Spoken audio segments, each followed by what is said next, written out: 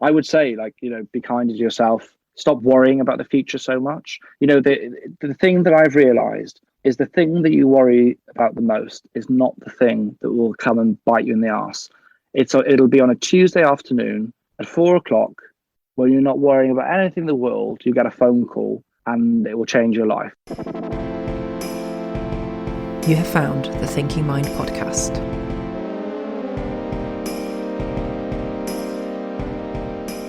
Today we have with us arguably one of the UK's best known doctors, Dr. Alex George. Dr. George is a medical NHS doctor well known for featuring on Love Island in 2018.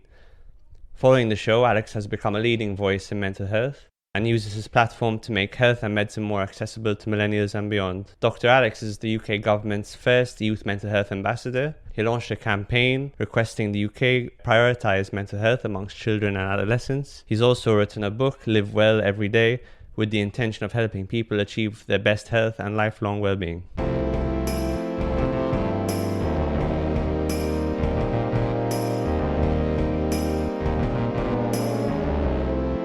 Hey, hi. Three of you, Three of us. ones. Yes. You've got Yes. the full team. I'm Alex, nice to meet you. That's easy. Alex and Alex, perfect. And my lovely co-hosts, I'm Rebecca Rebecca. Nice to meet you, Alex. and Anya. Yeah, thanks so much for asking me. It's a sunny day here. We're not too far away. I'm in South London as well, so it's a nice part of the world and it's nice and warm. So great to have a chat with you. Excellent. There's so much to talk about. Obviously, your career until this point has been so multifaceted. You've trained as a doctor, you worked in A&E, you're on reality TV, now you're working as a mental health ambassador. What's it like looking back on all that? Does it seem planned out to you, or does it seem more serendipitous? What's it like to look back in retrospect? It's. I try not to look back too much. I think for many different reasons. I think sometimes you look back and you spend too much kind of reflecting on life. You think about the turnings or the opportunities not taken, or you think, oh gosh, should I get this right, or what have I done? Could easily come up to your mind. So you've got to be a bit careful. Yeah, a bit careful thinking too much. But when I was younger, I never really had, until I was about 13, 14, never had like an idea that I wanted to go and do medicine. And the reason I went into that career was because I watched programs like 24 Hours in A&E, or the equivalent of what was on then. City Hospital, I think, was back then. And I kind of loved the idea of like working in a kind of fast-paced environment, kind of dealing with car accidents, cardiac arrest, all these kind of things. And, to be honest, mental health was nothing to do with, not even at all in my thoughts at that point. I didn't know what it was, to be honest, which is a point maybe we'll come on to it later. And the first time I probably really thought about mental health and this career was actually probably at the end of university. But anyway, I watched those kind of shows and I thought, well, I like meds, I like science, I like people, I like the idea of adrenaline. Let's consider a career like this. And my parents, my family are not medics, so I didn't really have that kind of experience to draw upon. But I thought, why not? Applied to med school, failed to get in first time, and missed out by 2 marks in.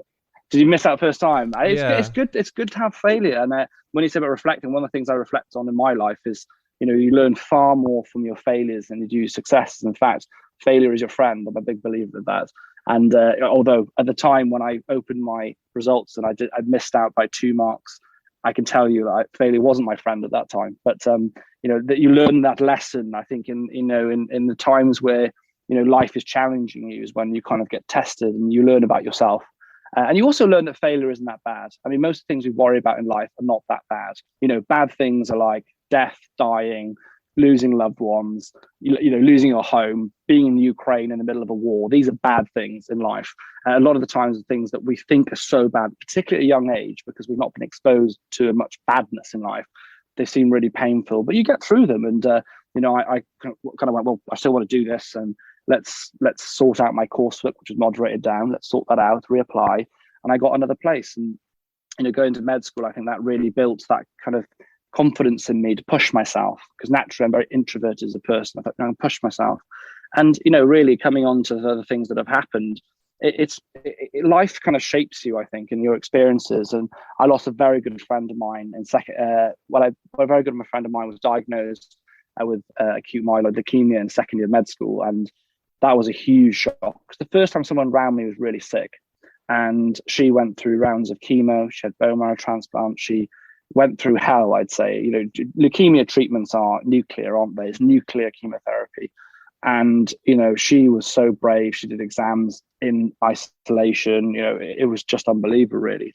And when she came out, the first thing she did was ran a marathon to raise money for leukemia and all this. And then sadly, it came back. She had a recurrence of disease, and she was given like 2 weeks to live. And at that time, when I kind of said goodbye to her, she said to me, Alex, you're someone who is introverted, and sometimes you do shy away a little bit from just pushing yourself, like you're going outside your comfort zone. And she said, say yes to things, give things a go. Like, I'm at this time in my life now where I have all this stuff I want to do, but I can't.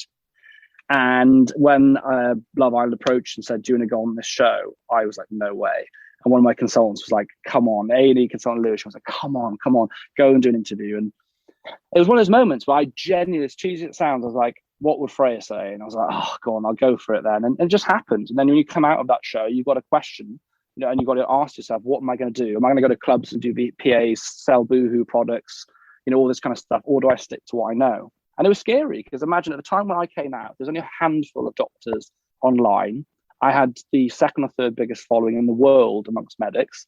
It's quite a scary thing to kind of deal with. No one, you don't get trained for that at med school.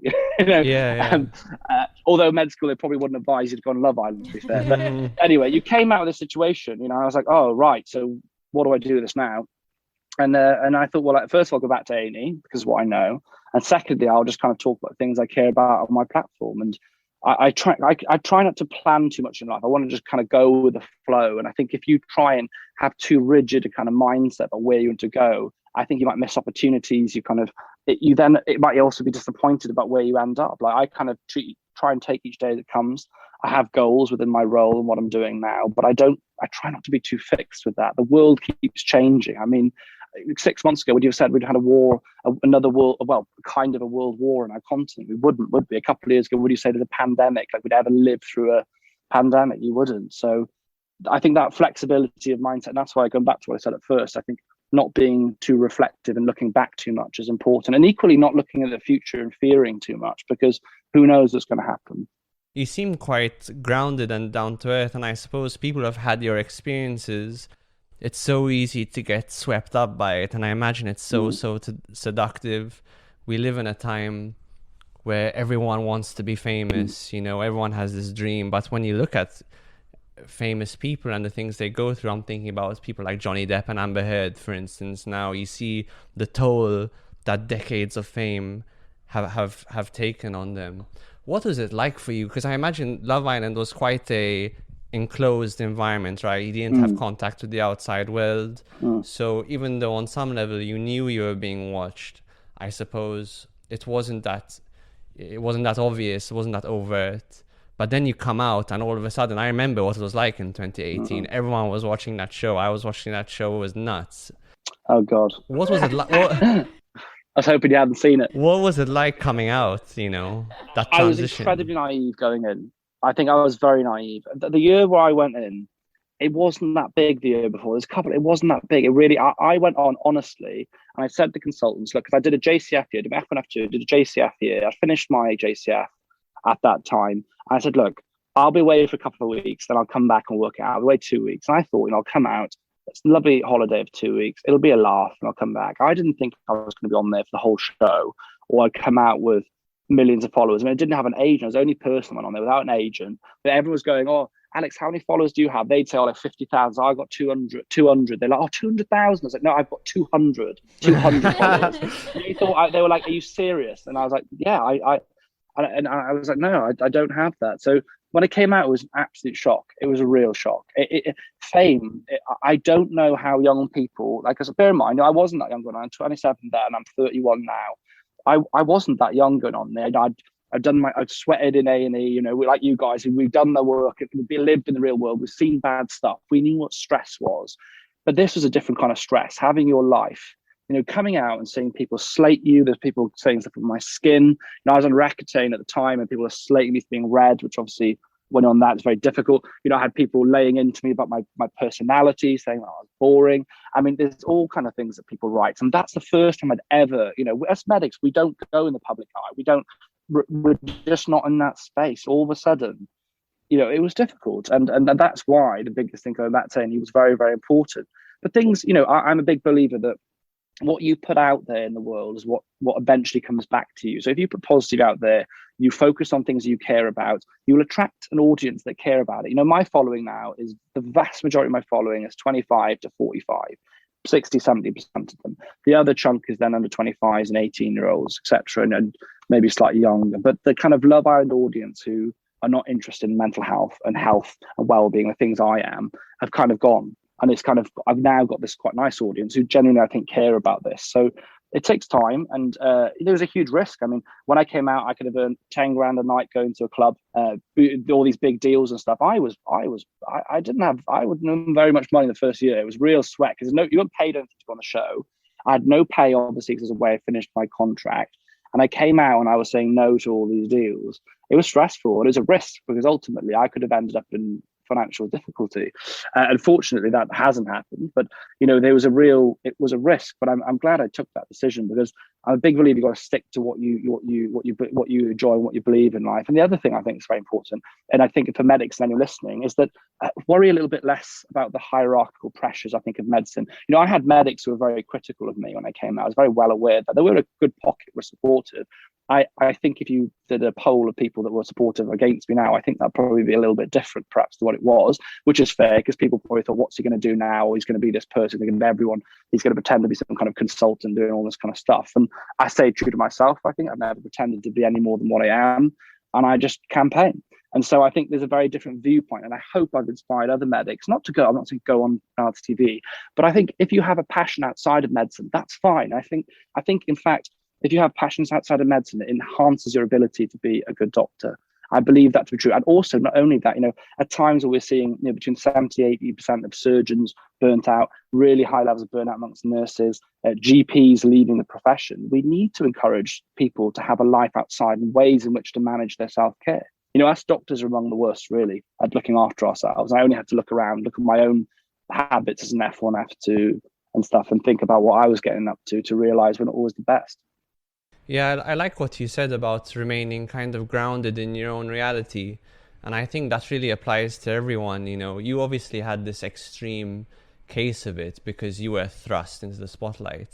But really, I think the struggle that I see most of us having is all of the distractions, be it other people, the media, popular culture, even sometimes our own distracting thoughts, our own distracting emotions are all taking us away from our own value system. One of the things you can do with good psychotherapy in the process of self-discovery is actually discover, like you said, what do you actually care about, in life, and what do you want to move towards? And then the more you cultivate that, it's such a reliable compass because it's such a good personal, North Star. Well, it's developing that. I talk about when we go to schools. It's like the first stage before you even think about well-being or whether you're struggling or where you're at is having self-awareness. Without self-awareness, you're not going anywhere. Without self-awareness, you can't develop purpose, and so it's that having starting point. It's something I've had to learn over the years is kind of, and I guess it's that point around emotional literacy as well, as being able to kind of vocalize and explain that position. And, that's something when I go back to what I said, if you asked me when I was at school, what is mental health? I'd have probably just about come up with depression, even an A-level depression, maybe, and I certainly wouldn't have come up with positive connotations with mental health. If you say, I always find it interesting, if you say to a group of people, what do you think of when you say physical health? They'll say like Joe Wicks, running, exercise, outdoor, whatever. They might say heart attack, a few things like this, but very positive words come with a physical health. It's kind of like a positive connotation. When you say mental health, it's often very negative kind of words and phrases. So I think that's a very interesting point. And it's kind of thinking, when teaching self-awareness is looking for the kind of, what do you feel inside in terms of like positively, negatively, what are your emotions, naming them.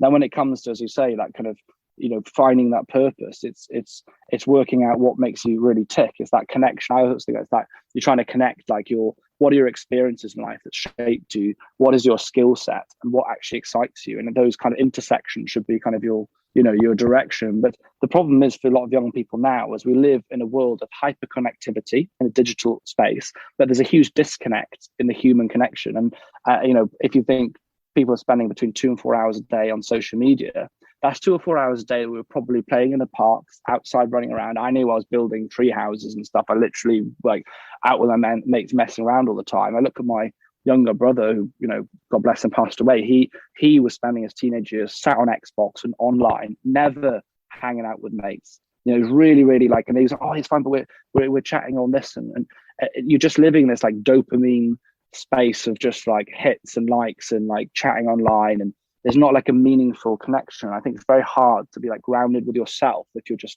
hyper connected in this space. Yeah, it's all the meaningful activities that we can get in real life, like socializing with friends, connecting with family, even things like dating, and even video games are particularly insidious, because video games give you this illusion of I'm making progress and getting better at something, but then you switch off your PlayStation and you're just a bit tired and a bit sweaty, and you haven't actually learned anything. What do you do? What kind of games are you playing? What kind of games do you play? I used to. You might end up on the wrong site there, my friend. Yeah, I used to play a lot of video games when I was younger, but at some point I realized it's the illusion of progress without any progress.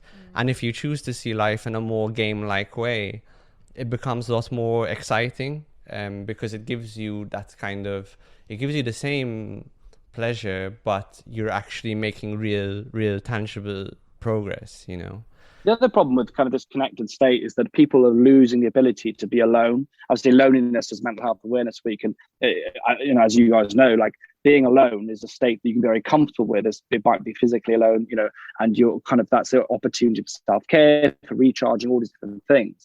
But this loneliness is driven by that lack of the disparity between your expected level of social connection, human connection, in quality and quantity versus what you're actually receiving. And I think so many people have just lost that ability to just kind of be comfortable alone.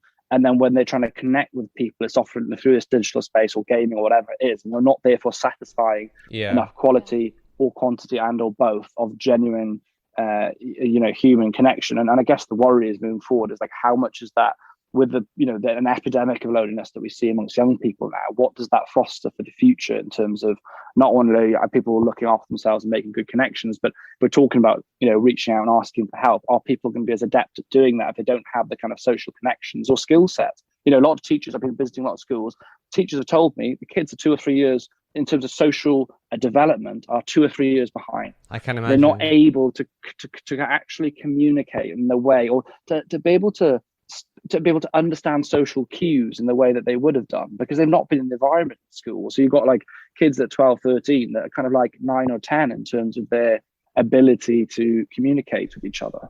Yeah, social skills are actually really hard. If you had to write a book to someone to an alien or something, this is how humans interact with each other socially, it would be a long and complicated book.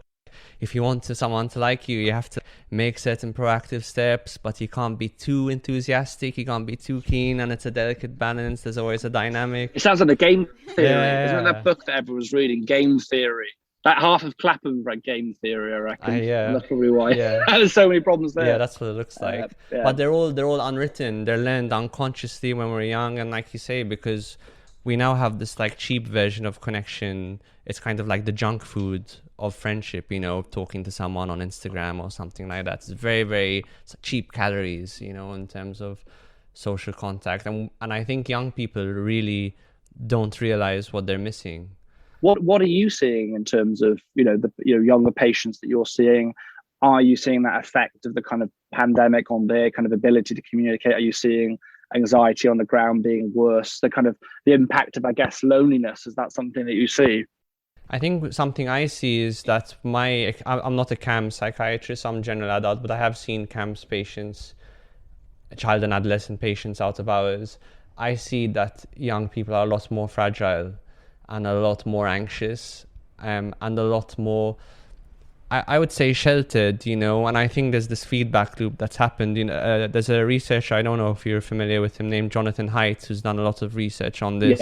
Yeah. He feels social media and helicopter parenting in the 90s created this bubble that allowed children to be very, very sheltered. And as a result, they're just so much more vulnerable to stress. Rebecca, you see a lot of child and adolescent patients. Have you noticed anything in particular? Well, I'm currently working on a psychiatric intensive care ward for CAM, so actually I haven't seen that many in A&E, but we do know that the rates have gone up exponentially of kids presenting to A&E. So I don't know exactly, I don't want to say the wrong thing, but we know that it has gone up absolutely exponentially, the presentations to A&E, and we know that they are really, really struggling. That transition of being completely isolated at home and then having to be thrown back into school and the stresses of not being able to do your exams and A-levels, really, really has been difficult. And especially those who have autism, ASD, have really struggled going from being in their known environment, day-to-day life pre-pandemic, and then the pandemic hit, and either they've actually coped very well in that bubble at home during the pandemic because that was a secure environment, and they've struggled going back to school afterwards, back into the unknown. Or the opposite, during the pandemic, they really struggled because home wasn't a secure environment for them, and then they haven't been able to cope coming back either. So either way, it's been really, really hard for kids.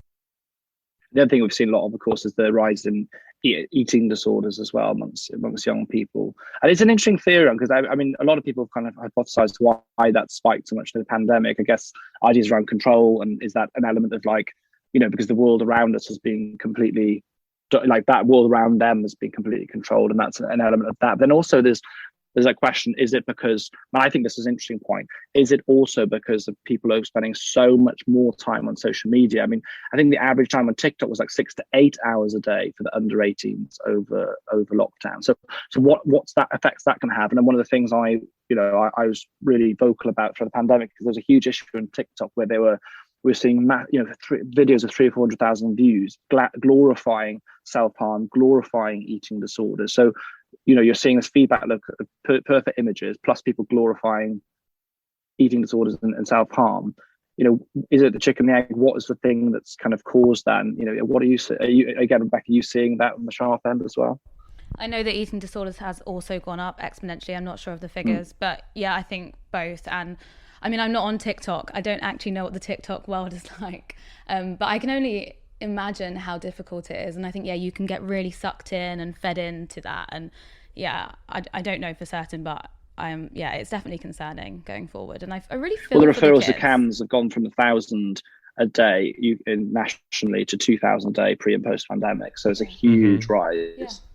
Huge rise. So we have this strange relationship with social media, don't we? You use it, we use it, and obviously there's so much potential for good to come of it, but so far, maybe because it's new, maybe because we're still in our adolescence in terms of how we use it, there's clearly a lot of harm that's resulting from it as well. How do you view your relationship with social media, and how it could be used, for bad or for good?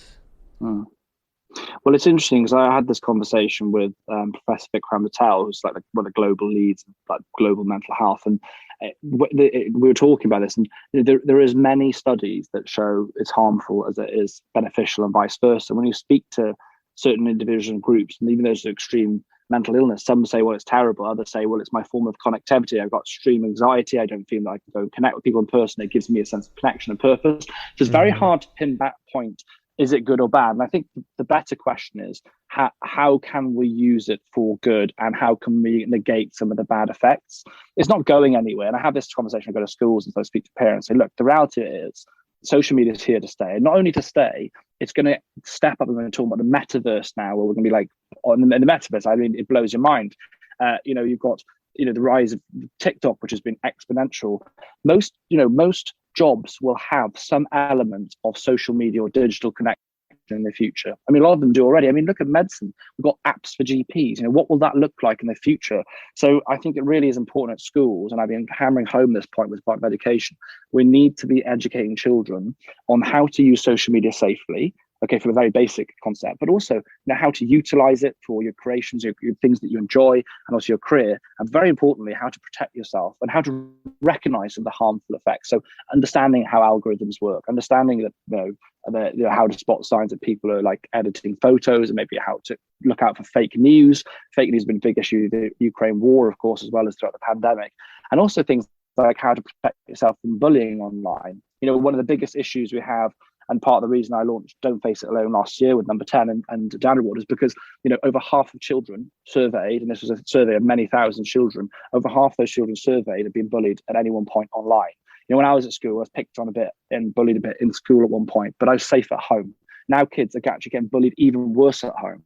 The stuff, you got, often it seems to be common amongst groups of girls, like exclusional likes. So so don't like everyone, don't like her photo, don't reply to her, she comments and you think ignore her. Then you got like direct bullying and indirect, very clever, manipulative ways that people are actually bullying people. It's, I can only imagine the kind of effects. So I think it's so important that we kind of teach these young kids, because in an ideal world, children should be on social media to the age of like 16, but they're on there from 11, 12. Most children are online by the age of 13. So we've got to go in early and teach them. I use the analogy, would one of us get in a plane and fly a plane without any lessons? We wouldn't, would we? But our phone is more powerful than the rocket that went to the moon. So we need, and that, we need to catch up a little the education side to kind of really get them in and give kids the understanding. And I think if you can teach them and educate them well, how to look after themselves, it's not a perfect solution, but it's better. I think the other point is as well that I'm very interested on is the online harms bill, and I've been trying to work on this, and I've been in a lot of meetings with it, and recently met with an MP with a particular idea we have about introducing hashtag edited. So at the moment, so influencers like myself, if I post a brand deal, I need to put hashtag ads. There's transparency that this is an advertisement. It's an advertisement. But if you have to, the technology out there, Adobe has technology that can read photos and basically decipher that it's been edited. So if you said to influencers and brands they had to put hashtag edited, it would hugely discourage them from doing it, because no one wants to put that they've edited the photo, really. And that would perhaps help reduce some of that kind of effects of those kind of things that they're seeing. But the other things that we have to encourage, in fact, enforce, is put the onus on TikTok, on Instagram, and on these platforms to really, deal with issues. For example, like a video, being seen by 300,000 people showing self-harm, that should be pulled off instantly. These algorithms are clever. They can pull that stuff down very, very quickly. So we need to be forcing these companies to act quicker and take more responsibility about the people that use them. Yeah, 100%. When listening to what you were saying, I was thinking, in the psychotherapy world, there's a lot that's made of fantasies, positive and negative fantasies, and how they perpetuate sort of neuroses. We did a whole episode on it called Reality versus Fantasy. And when you think about it, social media just allows for the perpetuation of that fantasy. And that fantasy could be, I'm not good enough, because I can see all of these people who look more beautiful than me or have more stuff than me. Or it could even be like a narcissistic fantasy, like, look how amazing I am because I have 300 likes or whatever it is, Yeah. And it's just, there's something very healthy about being grounded in reality. And social media, and I'm worried about the metaverse, to be honest, and things along those lines, and virtual reality, because they're so seductive to our brain chemistry. Powerful. They're so powerful, surely. And they just take you away from what's actually real. When you think about activities like playing a musical instrument are great, because like a piano won't bullshit you. A piano will tell you when you're fucking up. When you're shit and when you're not. Yeah. If I play, it's just like, if it doesn't tell me, everyone else will. Yeah, Get exactly. Off that piano. Or you go on a date with someone, you're gonna know if it's going well or not. There's no fakeness in that. But technology allows for the construction of this fake world. But something I'm curious about is, so after Love Island, you've decided that you want to pursue these things that are valuable to you. And incidentally, your journey reminds me a lot of Chris Williamson, I think, who was also on Love Island. And he has the podcast Modern Wisdom. I'm not sure if you're familiar with him.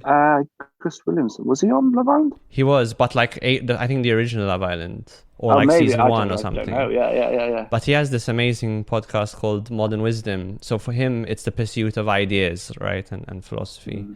But what was your motivation specifically to get involved in mental health rather than public health in general, or something else? I think, again, I think life leads you in a certain direction. I really struggled in the fourth year of med school, and I basically went from being quite a happy guy that enjoyed my studies, had a very normal university journey, to basically my fourth year. I was based at Peninsula Medical School at the time, so it was Exeter, Plymouth and Truro, and I was doing my fourth year placement down in Truro. And basically I was isolated away from my friends, my girlfriend at the time. And I went into a really weird space where, looking back, I had mild to moderate depression. So I stopped having interest in my studies, was sleeping well, wasn't exercising, wasn't getting outside, wasn't kind of making effort to see anyone. And I got myself into a real rut. And I thought, oh gosh, I can't speak to med school because they'd be like, you can't look after yourself, you can't be a doctor, right? I had that real fear. I was like, I cannot talk to them, I can't see the GP, he'll report me to med school. And so it kind of got worse. And eventually I spoke to my mum. Mums are often good source of advice. And I rung her, and she was great. I mean, she's not, as I said, not a medic. She worked in the bank. And she said, Alex, you're not really doing anything that's conducive with feeling happy, with feeling well. I had a bit of like a light bulb moment. I was like, God, she's right. I literally, I'm not doing anything that's really helpful for how I'm feeling. And we had an idea of doing thought of the day every day. We discussed my thoughts and feelings. We'd kind of talk about some of the negative things I was thinking and try and work them out. I agreed to go for a walk every morning. I made a plan for more movement, so a bit of exercise. I started cooking my own meals. I went to bed at 10, got up at 7, and I started calling a different friend. I made a rule where I call a different friend every day to chat to them because I wasn't around them. So I'd chat to them each day. And after about 6 to 8 weeks, I was a completely different person. It really made a huge difference. And the two things I came away thinking about after that was, number one, the stigma's horrendous, because I literally was like, I'm not going to the GP. I would have not gone for anything. Which I think is awful and very sad. And just because of the shame, you think? Shame and fear I'd be kicked out. Fear of actually being discriminated against because of it. And that's I think medics are I speak to a lot of medics who still think they're going to get discriminated, especially in things like surgery or whatever, where it's very like, apply to the next level. I think, I'm not going to, if there's a little bit of weakness in you, they're like, no. So it's still a huge problem. And I was really worried about that. And I thought that's a real shame that I felt that way. And also, as a fourth year med student, I never clued to look after myself. I did not appreciate or understand well-being at all. I'd completely got myself in this mess without any kind of awareness. I had lacked that self-awareness. So I looked back and thought, well, why did I not know this stuff at school? Why was I not taught this stuff? I wasn't able to even be aware of myself or what was going on. And then if you fast forward to, I did my King's Year and went on to Lewisham to F2. And in F2, I did my A&E placement, which I then stayed on in. And I was absolutely shocked about how much mental health we see. And what I was really shocked about was not just like, say, when you see a lot of mental illness that presents, but how much stuff was there that we saw, like physical illnesses that had an underlying mental health cause. And I'm fascinated by that now. So if you look at, someone comes in with an MI, okay, you chat to this guy, he's had diabetes for X number of years, and you dig back and say, is a heart attack for our non-medical. Yes, sorry, that's we're psychiatrists, we don't. Yes, sorry. Medical terms kind of go come off it. Come off it. So heart attack, and you worry, they had a heart attack, and then you find out that they had diabetes for several years. Then you dig back and find that they've been overeating for many years to deal with their stress and their overworking and these things. And you find out that actually there was really at the root of it, there was a mental health issue or illness that might have actually propagated physical illness. So we almost see this heart attack in the front of us without thinking actually what has led to this. What could we have done earlier in that person's life to change that? And I look at how I was in fourth year, and actually sometimes even now when things are tough, I overeat when I'm stressed. In the fourth year, I was eating terribly, putting on weight. I wasn't giving my body nutritious food at school. And if I'd have done that for 20 years, I could end up with a heart attack. But the problem was that I had a mental health issue at that time.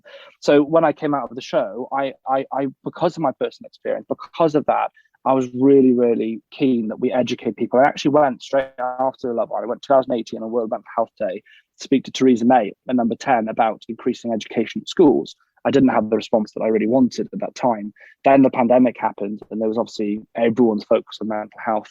And, my own personal experience, as I said earlier, I lost my brother to suicide without any warning. And, again, he didn't talk to anyone. So one can only assume that it was a significant stigma where he felt he'd rather make a permanent decision or permanent solution.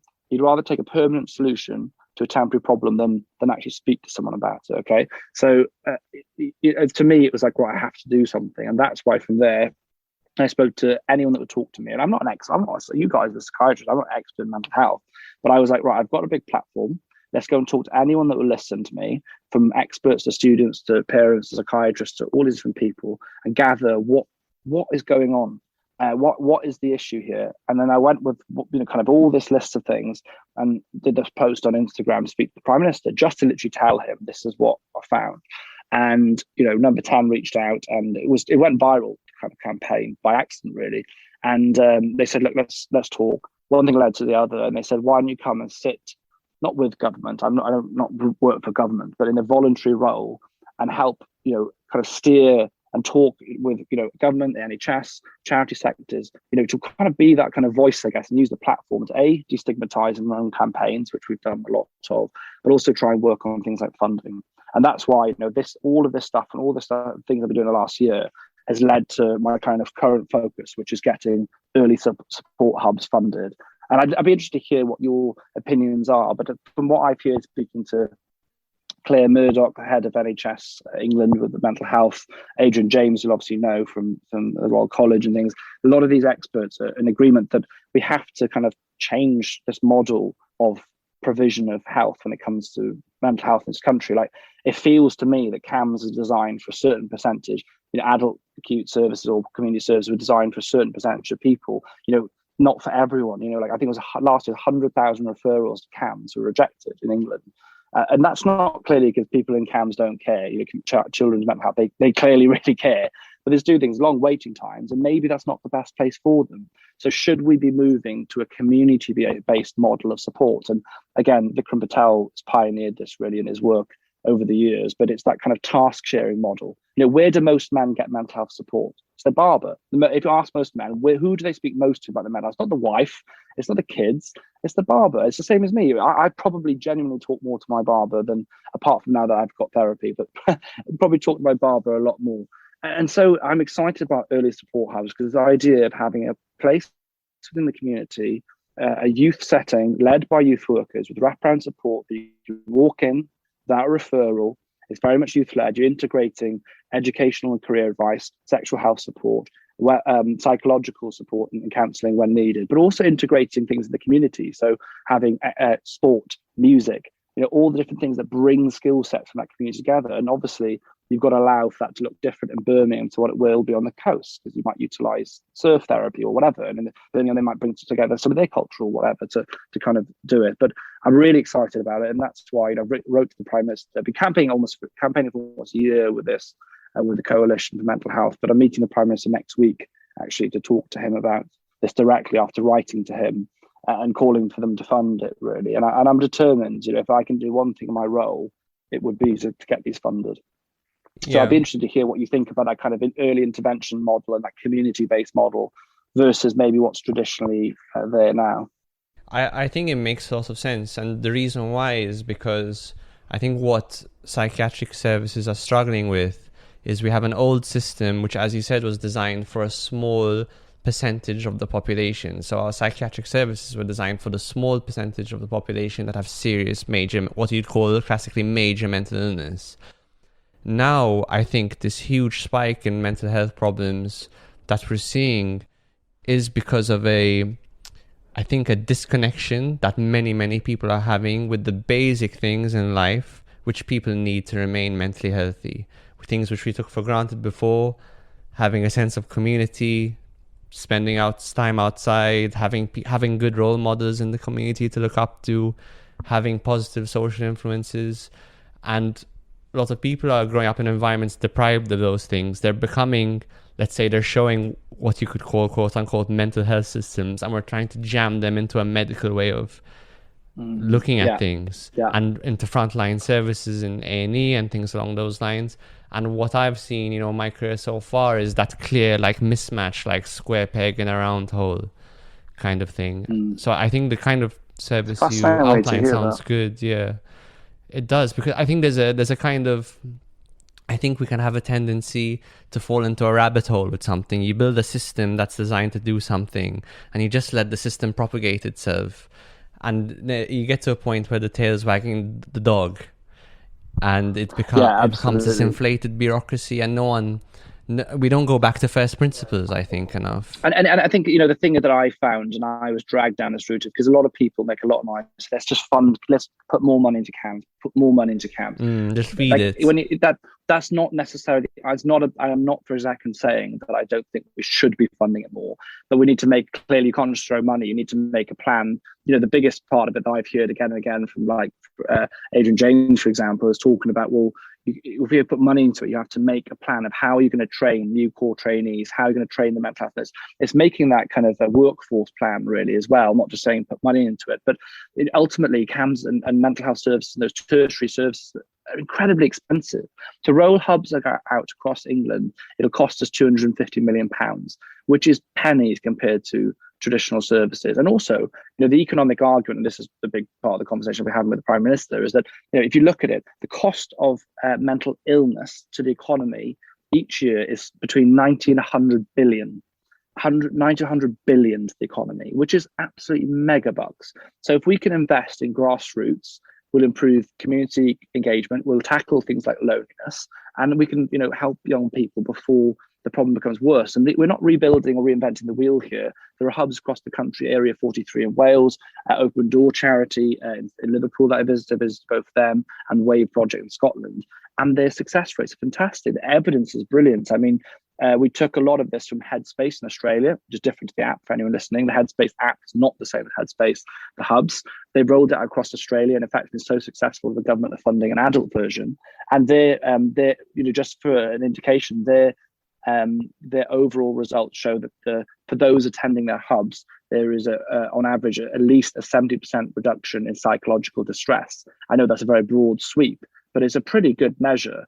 And I just think it's a really exciting thing to do something that really brings communities together. There's one that was set up in North London very recently. I visited by the Jewish community, and these were actually 4 or 5 lads and a couple of girls in their 20s who said, look, the rates of anti-Semitic hate has gone up by 400% in the last year. The mental health of a lot of that community isn't great for obvious reasons. What can we do to engage, particularly the men in the Jewish community who don't want to talk? So a lot of Jewish men really enjoy boxing. So what they did is they got a warehouse, got all the money together from the community who put money into the pot. They renovated this quite small warehouse into a boxing gym. And so what they did, they go and collaborated with mental health professionals in the area and said, what we'll do an hour of free boxing for people that turn up, but you do half an hour of wellbeing teaching before, so you give them a bit of education, mental health first aid, and when they're boxing, then they put the trainers through mental health first aid to spot when someone's struggling. And if they say something like, it's not a good time at the moment, whatever, they do a little brief kind of chat with them and then plug them into psychological support. And it's been so successful at getting people in the door that would not approach a GP or whatever, and get them in there in a way that they've gone for boxing that ends up having not just physical help, but mental health help as well. And I think that's what's exciting, is tailoring things to communities to engage people. Again, I was at number 10 a week ago, and we had, I forget his name, but he's one of the leads in public mental health. And he was talking about how, one of the biggest challenges with men is that men just don't come forward. Men, take their own lives before they've actually accessed help. So, and it was interesting. He was actually saying how we need to stop blaming men or putting the onus on men to come forward and adapt to us. We need to go to them. And I thought that was an interesting point. He was kind of saying that these people have been ingrained all their lives not to talk. Big boys don't cry, get some balls, whatever, get up, whatever, get on with life. And you're asking them to come forward in a way that they're not comfortable. Let's find ways of engaging them in the way that they are.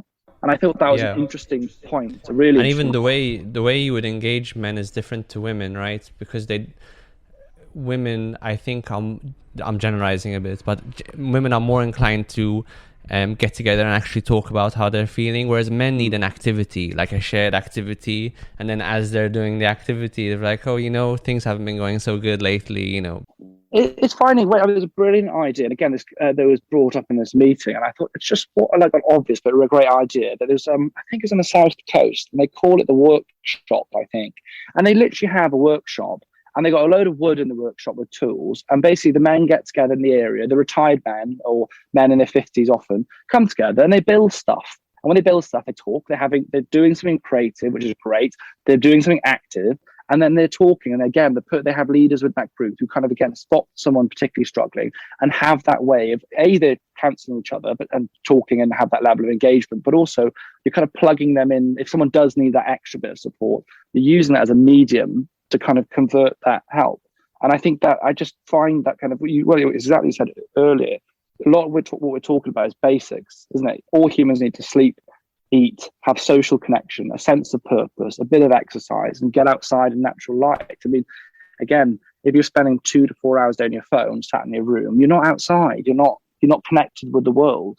You're not connected with nature, and kids are just losing that so much, and it's quite sad. There's so much in what you've said that is just fascinating. I hope we can carry on exploring.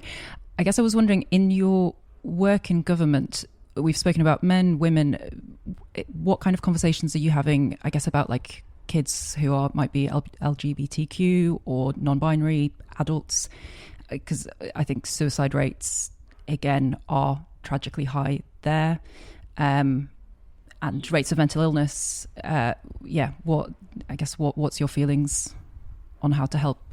It's a huge issue. I think minority backgrounds has been a really big issue, and we had Elijah, I actually posted on my feed about him. He was honestly most articulate. He was 18, and he spoke in a way that and articulated this conversation in a way that I don't think I'd have ever done that age, especially in the setting set in number 10. And it was exactly around the point, not just for LGBTQ plus non-binary, but also for those that are from Black Afro-Caribbean, Black backgrounds, or from Asian heritage. The conversation can be very different or difficult around mental illness. And when I've been at universities, I've really noticed a lot of questions I get from students from those backgrounds about how do I talk to my parents? How do I actually engage people in my community about this? And I think a big part of it, again, has got to be getting leaders and people just kind of set the example from those communities. I went to the University of Leicester, and they had someone designated from LGBTQ plus background to actually work on that community in terms of engaging them in their mental health. And I think that's got to be a step forward. It kind of goes back to what I said earlier. I think we need to start on this approach of like, we'll set up store, people come. We've got to think about how to actually engage people from these communities in a way that they're comfortable, not in a way that we're comfortable. But it is something that's definitely is part of that conversation. I guess when we roll the hubs out, I think it's very important. It's something we're very, very conscious of, that we're not in a way excluding people is vital. We want to be inclusional. But I don't think we don't have all the answers at the moment, and it's something we're all constantly learning. I mean, I don't know. As I said, I'm going to start a public mental health masters at King's actually from September, so I'm kind of going on to kind of develop these things myself. And one of the things one thing I want to kind of focus on in that is particularly because I don't think many people have really put that much time into. I might be completely wrong, but I don't think something that's really been thought about in a public health sense is about how we particularly target those groups that are hard to reach. And I think that's what we need to maybe spend more time doing. It's like, well, if people are dying in this sector and they're not coming, and they're dying tragically before we even get a chance to speak to them or talk to them or help them, why is that the case, and how do we engage them? I think that's a really interesting space. I'm glad what you said about as well in terms of like other ethnic backgrounds. It's a conversation that we've had before as well on the podcast, kind of the rates with which we manage to reach Black men for therapy, for instance. And it's not that, it's not that they don't want to go into therapy, and which is, I think, sometimes something that gets said, but it's that for whatever reason, they're not being referred, or services aren't reaching them, or perhaps, like you say, we're not managing to engage people in the right way. So yeah, I hope if we can get to, like what you're saying, I think that cultural side is very difficult. It's very difficult because, and I'll tell you something. When we made the BBC documentary, Our Young Mental Health Crisis, we deliberately tried to approach groups from all sorts of backgrounds. Now we did have a participant from an LGBT plus background. Apologise. But we did what we couldn't do, and we really struggled to do, was to get someone from an ethnic minority. Or I think we had one person actually from an ethnic minority, but we really struggled to get people to talk. And we've got to work out why, what is it, particular pressures on them not to speak about it? What is it that makes it so difficult? Because that was something that really struck me. And actually people said, the show was great, but the documentary was great, but where were these voices? And it's not that we didn't try, we just found it so hard to get them to speak.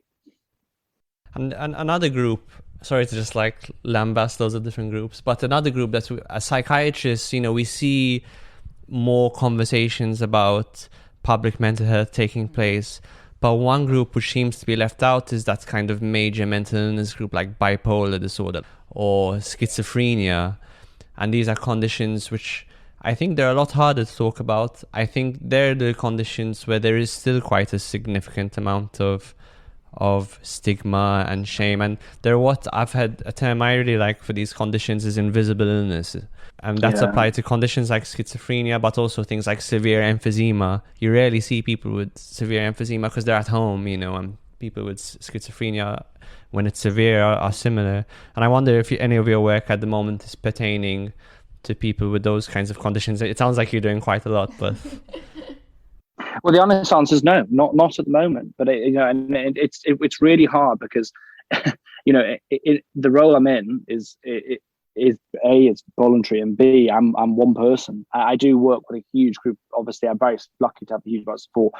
This idea that I'm somehow taking over the mental health battle of this country is obviously absolute nonsense. I'm not ignorant or arrogant to think that I'm doing that, but it's something that we should be thinking about, and particularly because, and it's exactly that point.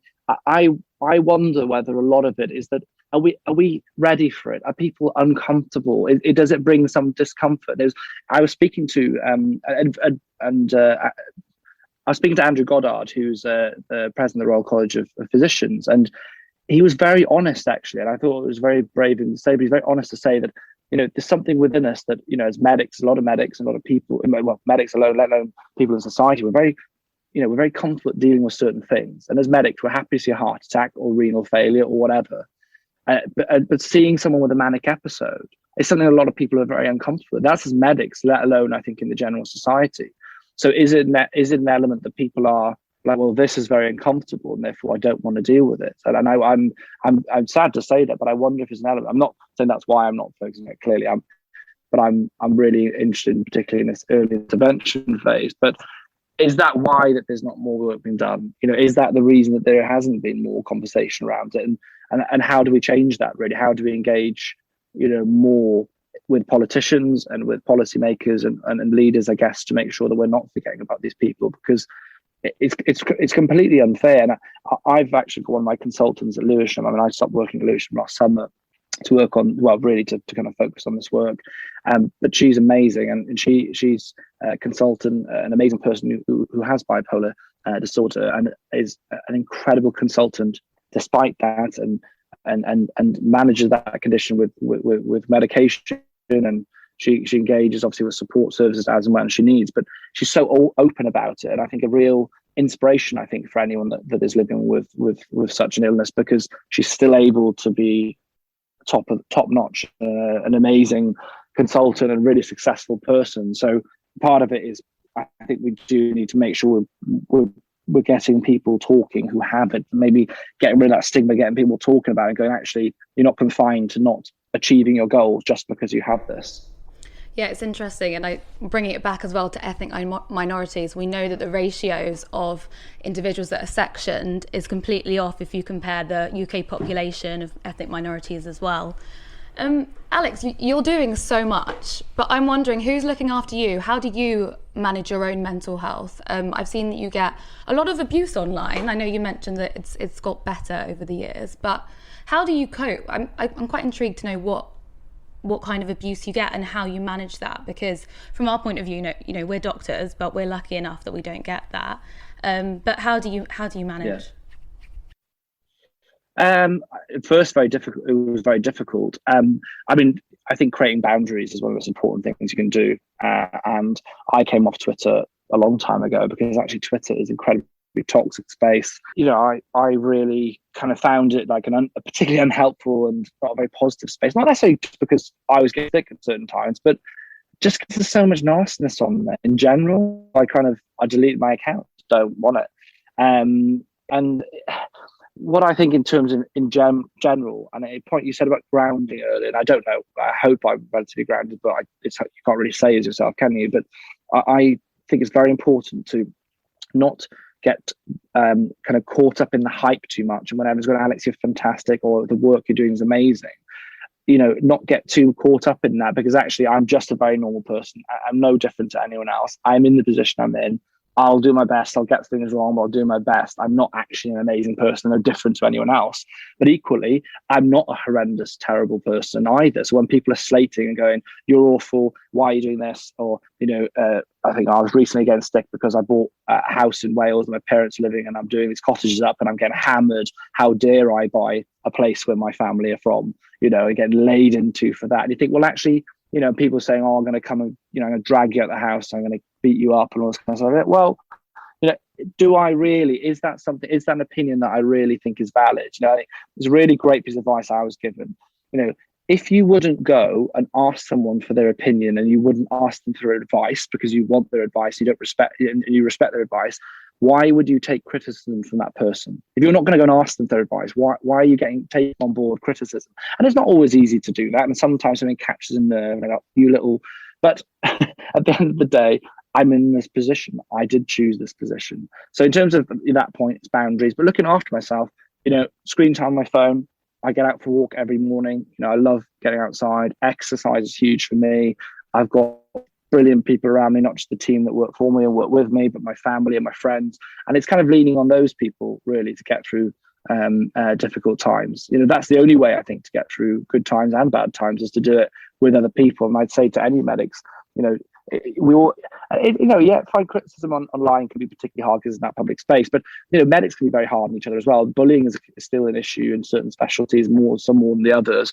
And I think it's important to say to people, don't go through those things on your own. If I have a bit of stick online one day for something, I go talk to people.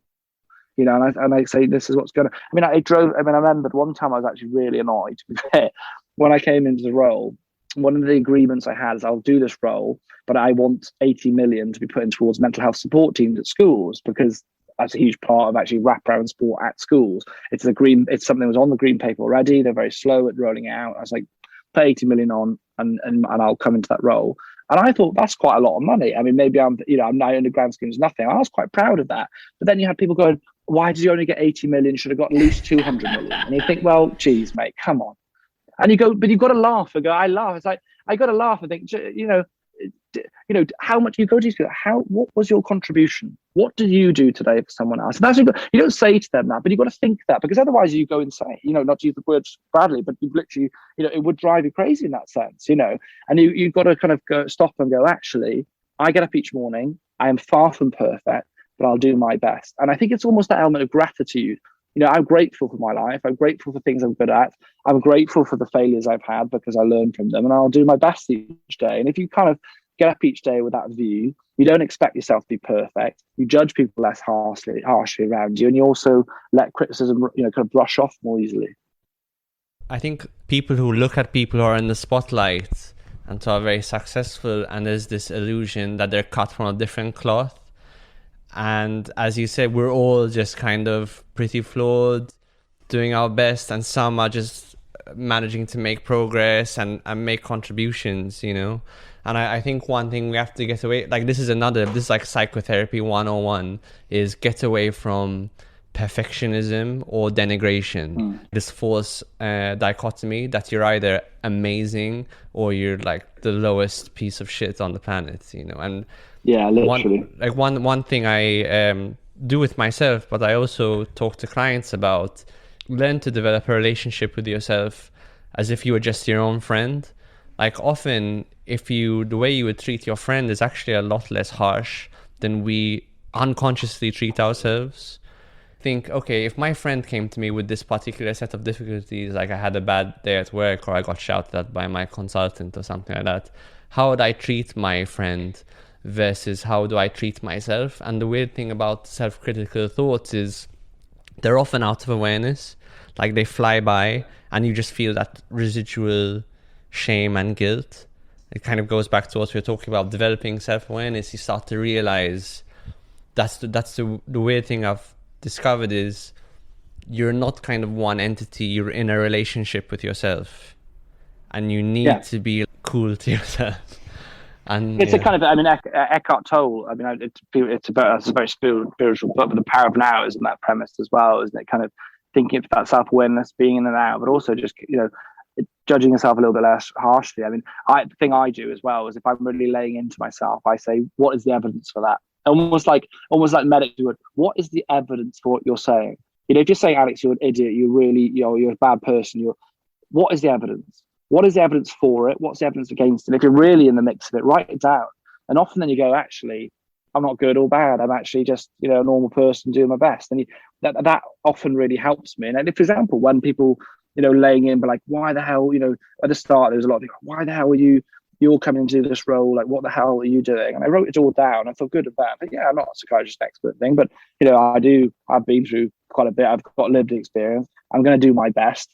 I'll get other people to help me. I know my shortcomings. I'm not going to pretend to be an expert in all this stuff. And above everything, I'm probably doing much more than a lot of these people that criticizing me. Because a lot of people are doing, I always find it fascinating. And there's another piece of something, I hear this actually online. Those who do the most drag people down the least.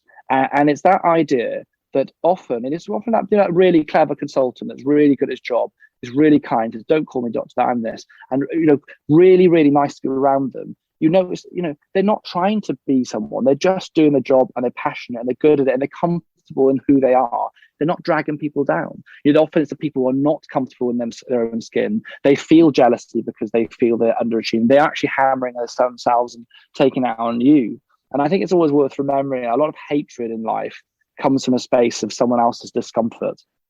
There's a minority in their discomfort, and that you can't let that infect yourself. And I think also vice versa, if you find yourself angry or jealous or hateful of other people, you're just performing self-harm. The only person that's losing is you. If you're hating someone else, you're losing.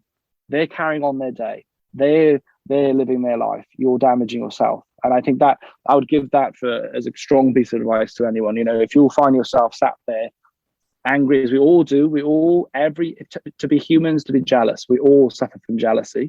Recognizing that, again, self-awareness when that happens, and learning that all you're doing is damaging yourself, and ask yourself that question, what am I doing sat here thinking about that? Get outside, get moving, and let those thoughts go. Yeah, I see it as a mental prison, and some people spend their whole lives in that mental prison, and I experience that myself. I can have states of consciousness where I feel so generous, compassionate, all the things you'd want to be, and some days where you're just the opposite, and that's okay, of course, because like you said, it's kind of the spectrum of human experience, but it's so important to recognize it and then think, how do I spend the least amount of time in that second position and the most amount of time in that first position. I'm not sure how you are for time, but one final question I had was, if you had to talk to your pre-famous self for 5 minutes and give him some advice, what kind of advice do you think you'd give him? I'd give him, regardless of being famous or not, I think I am who I am. I'd like to think I've never changed that. Experiences have changed me, but not necessarily fame itself. But I would say, be kind to yourself, judge less harshly, stop worrying about the future so much. The thing that I've realized is the thing that you worry about the most is not the thing that will come and bite you in the arse.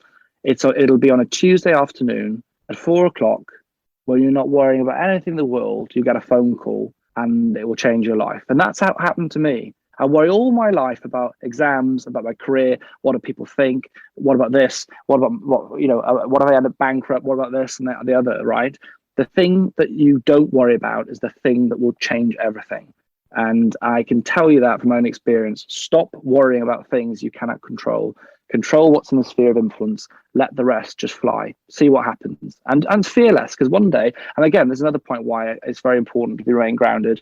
We all come into the world in a very similar way, with a few slight differences, and we all leave the world in pretty much similar ways as well. So, live your life. You don't know how much time you got, and just enjoy it. Enjoy it as much as you can, even the bad times. Enjoy it. You are listening to the Thinking Mind podcast. Thank you so much for listening to this episode. If you enjoyed it, please share it with a friend or give us a rating. It really does help people to find us. If you find the podcast valuable, why not buy us a coffee to help keep us going? There's a link in the show notes. As ever, we love to hear from you and love to hear what you think. So drop us an email or get in touch on social media. Thank you so much.